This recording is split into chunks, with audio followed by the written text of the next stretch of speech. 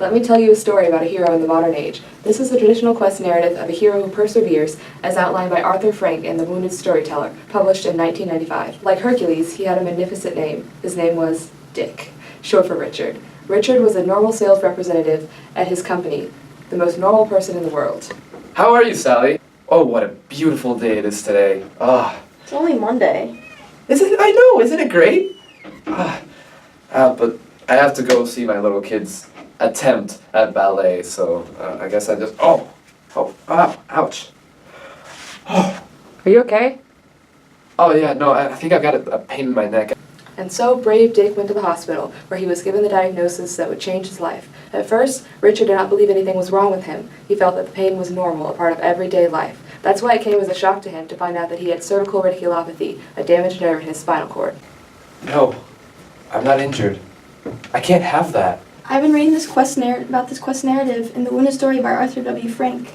This book, it reminds me so much of what you're talking about. It's such a lovely story. Mind if I compare it to the book? No thank you. I'm trying to tell a story. Oh, perfect!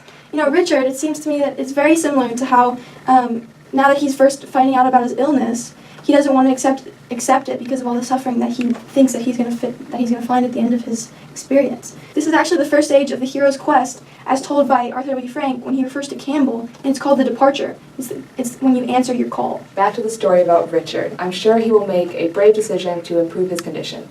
Yeah, Denise, I know. I can't carry my little girl anymore. Don't remind me. No, the surgery sounds fake. It's like, besides, the recovery hurts much more, and I don't want that horrible scar that they have. Doctor, I've decided to go under the knife. I can't deal with the fact that I can't carry my little daughter anymore. Just promise me I'll be okay. I hate it. This scar is ridiculous. I hate it so much. It looks like someone drew a giant, lightning scar with a permanent marker. God, it's horrible. And so brave Richard seemed to be struggling from his treatment. His surgery left him with a scar he didn't want, and he thought that made him ugly, like the Hunchback of Notre Dame. However, the surgery didn't actually change anything about him.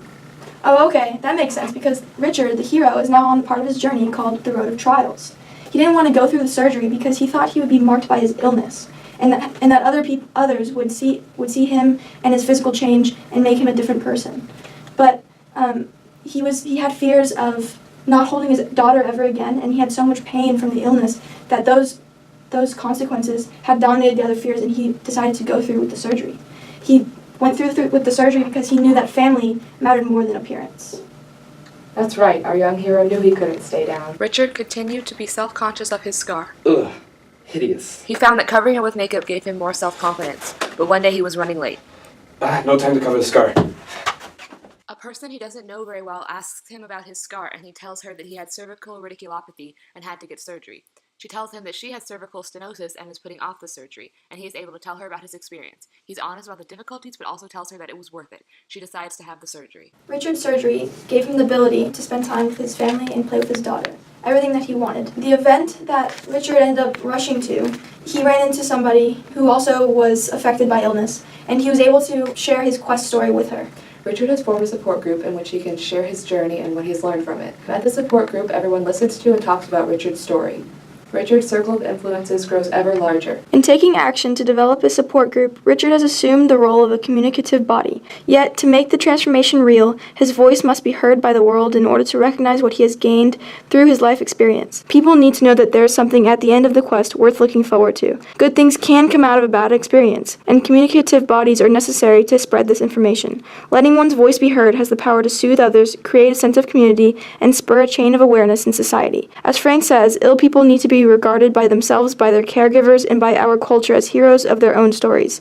Yes, there's illness in a story, but there's also a hero who needs to be recognized for how they have taken advantage of the hand they have been dealt. And these quest stories must be told. Pretty much anyone can be on the quest. All you need to know is that you're not alone. There's an entire community of people struggling, of people looking to help, and of people who are just about to begin. Just know that the journey that you're on is one that requires perseverance and a knowledge that there is something that comes out of it. There's purpose and meaning. It's not just a waste of time, energy, hope, and resources. Instead, it's a time to start fresh, learn something new about yourself, and never forget. Yeah, embrace what you've been through or are currently going through. Use your illness or how your illness marked you to your advantage, and embrace your quest. Everybody needs a hero, including yourself.